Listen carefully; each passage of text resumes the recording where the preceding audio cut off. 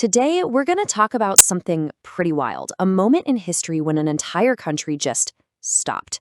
This is the story of the 1926 general strike, a time when workers took charge. I mean, really think about that for a second. What actually happens? The trains don't run, the factories go quiet, there are no newspapers to read. Who's in charge then? It's a massive question. Well, almost 100 years ago, this wasn't just some thought experiment. The UK lived it. And with that big anniversary coming up, this story feels more important than ever. Okay, let's dive into this.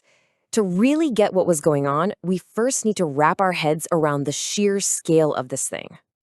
So a general strike isn't just one industry or one factory downing tools. No. We're talking about a huge, coordinated shutdown involving a massive chunk of the entire workforce. It was, frankly, unprecedented. Now, big national events are one thing, but to really understand them, you gotta look at what was happening on the ground. So we're gonna zoom right in on one town that was a real hotbed of the action, Wolverhampton. See, when the national government was kind of paralyzed by the strike, this power vacuum opened up. And in Wolverhampton, one local group stepped right into that gap. And that group was the Wolverhampton, Bilston, and District Trades Union Council. Now, this wasn't some new organization that just popped up. They'd been around since 1865, supporting local unions. But during those 9 days of the strike, their role completely changed. They were, for all intents and purposes, running the show.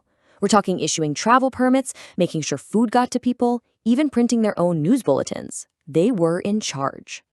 This incredible situation, this flip in the power dynamic, led to a really powerful way of describing what actually happened in Wolverhampton. In fact, to mark that upcoming 100-year anniversary, the local Trades Union Council has put out a new book. And honestly, the title just says it all. Get this, When Workers Ruled Wolverhampton and Bilston. Just let that sink in for a moment. It so perfectly captures what was happening on the ground. The very people who usually powered the town from the bottom were now, for a short time, calling the shots from the top. It's a huge claim, and it's right there at the heart of this story.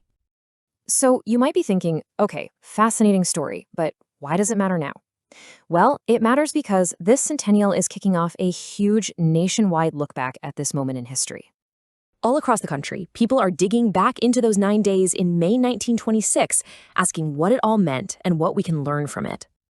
And I mean, it's happening everywhere. You've got national museums, local libraries, archives, all sorts of community groups, and just passionate individuals all working to make sure this story is not forgotten. So, if we've managed to pique your interest, there are a couple of really great ways you can dive even deeper into all of this. First off, you can read the book that inspired a lot of this explainer. It's called, again, When Workers Ruled Wolverhampton and Bilston. It'll give you that amazing, detailed local story we've been talking about. And if you want the big picture view, you should definitely check out generalstrike100.com.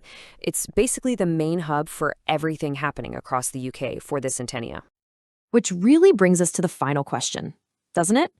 It's been 100 years, but what does this story, the story of an ordinary town run for a short, incredible time by its own workers, what does that teach us about power and where it really comes from in our world today? It's definitely something to think about.